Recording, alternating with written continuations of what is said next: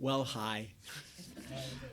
The sermon this morning was written by the Reverend Julie Stoneburg, and she is from the Unitarian Fellowship of Peterborough, Ontario. So, it begins with a reading. It's a poem that's printed as the benediction to Rebecca Parker's book, Blessing the World, What Can Save Us Now? For 15 years, Reverend Dr. Parker was president of the Unitarian Universalist Star King School for the Ministry, and the poem is called Choose to Bless the World. Your gifts, whatever you discover them to be, can be used to bless or curse the world. The mind's power, the strength of hands, the reaches of the heart, the gift of speaking, listening, imagining, seeing, waiting. Any of these can serve to feed the hungry, bind up wounds, welcome the stranger, praise what is sacred, do the work of justice, or offer love. And any of these can draw down the prison door, hoard bread, abandon the poor, obscure what is holy, comply with injustice, or withhold love. You must answer this question. What will you do with your gifts? Choose to bless the world. The choice to bless the world is more than an act of will, a moving forward into the world with the intention to do good. It is an act of recognition, a confession of surprise, a grateful acknowledgement that in the midst of a broken world, unspeakable beauty, grace, and mystery abide. There is an embrace of kindness that encompasses all life, even yours.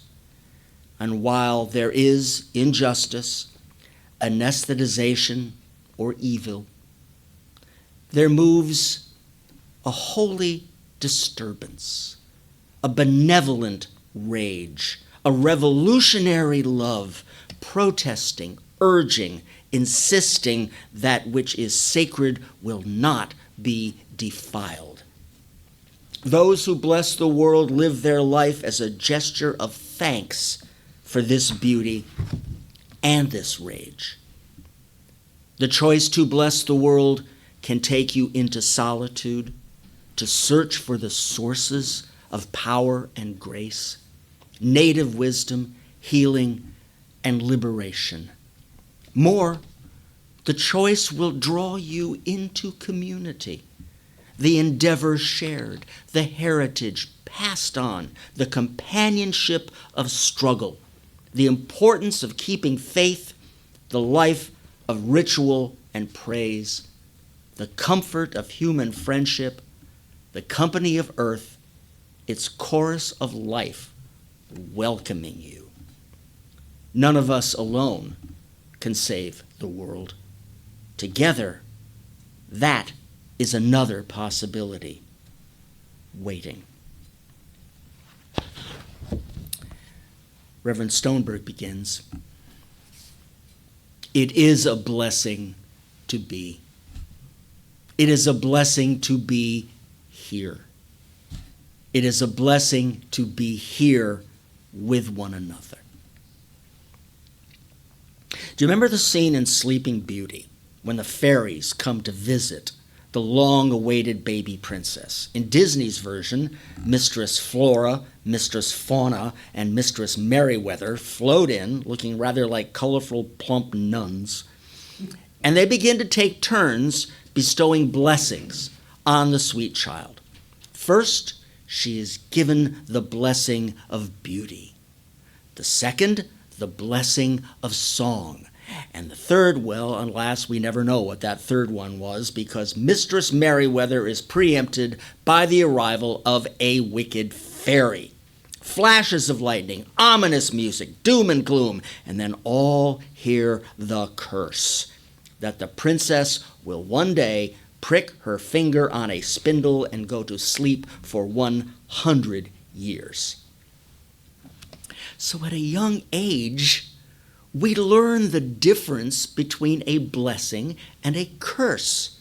Through Disney, storybooks, we very early figure out that we should cheer for the good fairies and boo for the wicked ones. We also learn that only certain people can grant blessings or bestow curses. Fairies, witches, sorceresses, warlocks, priests, ministers, but just the ones with special powers. And yet, each week, we light our chalice asking that we be inspired to bless and not to curse. In a traditional understanding, one that is not modern-day Unitarian Universalist, a minister is one who can bestow blessings. True, Reverend Stoneburg writes, I am a minister, but I also curse a lot of things. Too many things. I curse things that don't work as easily as I think they ought to, like the pump for my bike tires. I curse things that won't cooperate by fitting into place, like the new part that's supposed to repair the valve on my airbed. I curse things that seem to leap out of my carelessly overloaded arms. They fall to the floor and shatter. Sometimes I even curse people, like the guy who nearly ran me over in a crosswalk this week. Now, mind you, as I already said, Unitarian Universalist ministers don't possess any real magic. It's not as if I could cause any harm with my curses. They don't have any real power. Or do they? I suspect we have all been in one of those uncomfortable situations when someone near us is spewing out vitriol, carrying a nasty energy field that expands outward and seems to paralyze everyone around.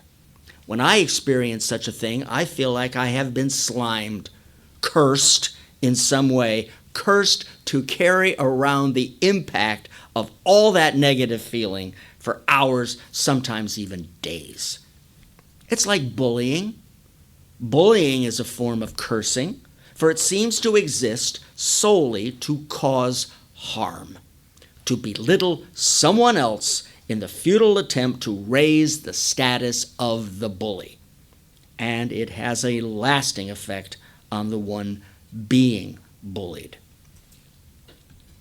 We've all experienced normal, everyday people just like us causing real damage with curses, with words and negativity.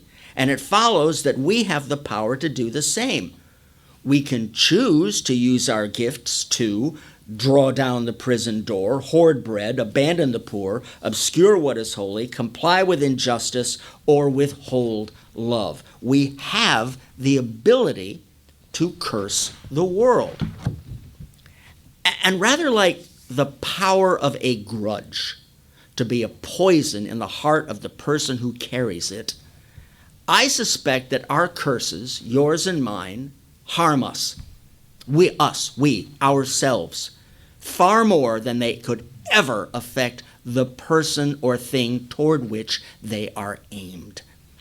To carry both the impulse to curse and then the residue from our expressed curses is damaging to our own spirits, let alone a pretty darn ineffectual attempt to change anything at all.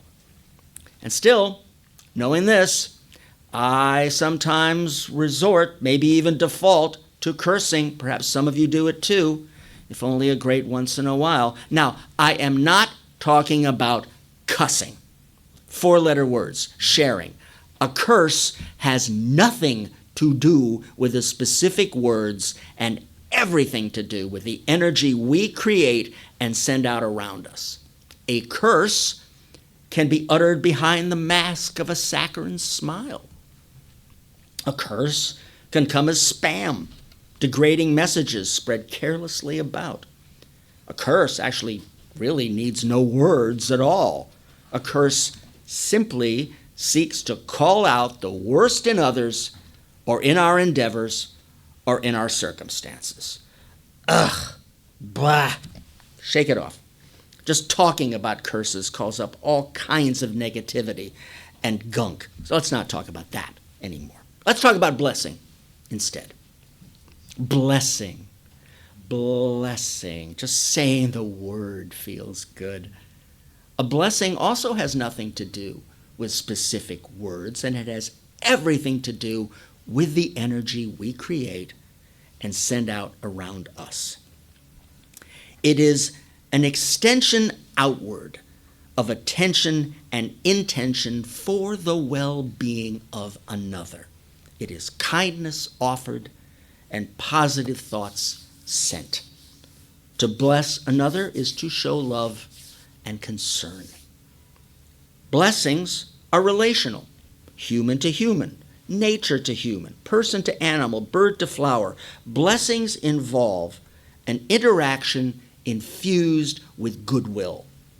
In a beloved community, such as the one we strive to create here, blessing rises between us, between our caring hearts and out of the trust we place in one another.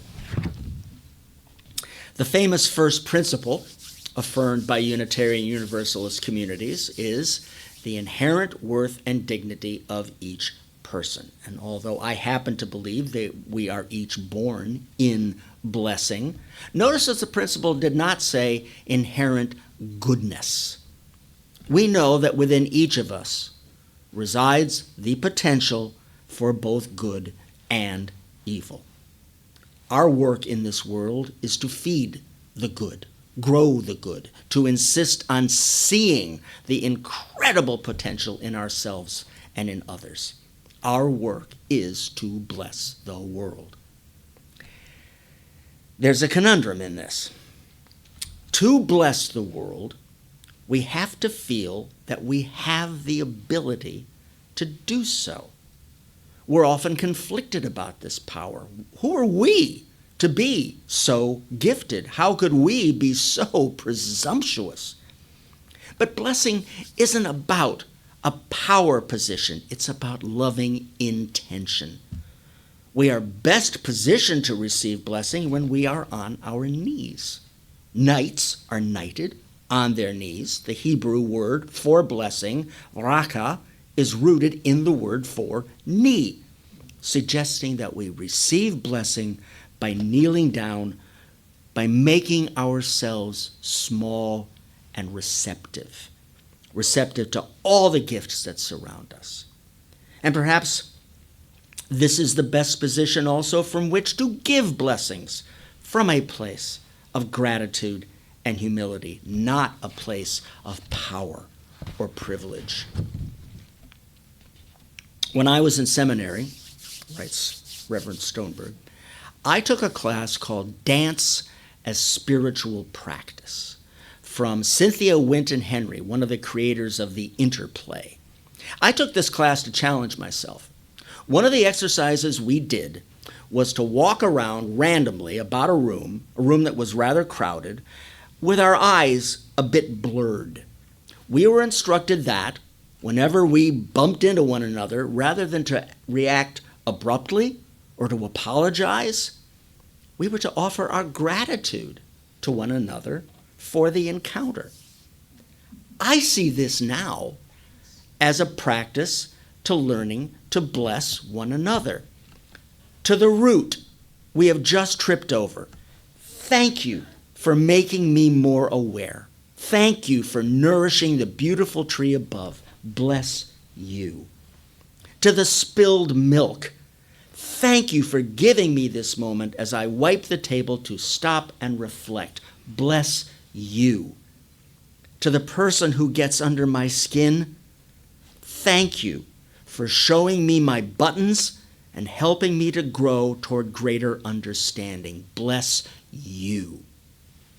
Gratitude and blessing are inextricably bound together. Now, often I think the ability to bless each other and our world is born in our experience of feeling blessed. One depends upon the other. The more we bless others, the more likely they are to feel blessed and to be able in turn to offer that blessing to the world. If we were so blessed as to have been blessed regularly and with abandon as children, the more deeply we will feel blessed as adults, and the deeper our well of life-giving blessing, which we can draw upon and share with others. Now, you may feel that you have not, in fact, been blessed, and that therefore your well is dry. I have felt that way. I suspect most, if not all of us, have felt that way. In times of depression or grief or financial struggle or family strife, it's hard to find the blessing. It's hard to say thank you or offer gratitude in such times. Blessing doesn't always come easy, and so we must practice it with abandon, slowly, one drop at a time.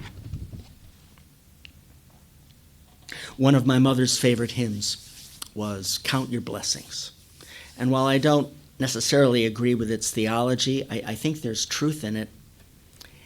Even if you begin to count and you only get to 1 and no further, it is better to have found that single blessing than to have found none at all. When you feel devoid of blessing, see if you can at least count to 1. Just look for one thing to feel grateful for. And if you can't find something to be grateful for, perhaps you can choose to do something that you know will prevent someone else from feeling the void you feel. Choose to give a blessing. This is an act of resistance, to resist the impulse to succumb to all the negative messages around us. It is an act of resistance to resist the feeling that we have nothing to give, no ability to be a blessing and to bless the world. But as Rebecca Parker so eloquently wrote in her poem, it is a choice. To bless the world is an intentional choice. After each disappointment or failure, we've got to say, I choose to bless the world. After each broken heart, we've got to say, I choose to bless the world again. We have to choose it again and again and again. In our schools, we need not only anti-bullying campaigns, but we also need to teach our children how to bless each other, to learn to remind themselves and their friends of who they are and who they want to become. We need blessing campaigns for all of us, to learn how to default to blessing rather than cursing, healing rather than harming. And it takes practice. It takes work. It takes a community of support. Yesterday, concludes Reverend Stoneburg, I had the feeling like I had nothing to give this sermon. No blessing to offer. No blessing energy that felt like it was coming from my heart.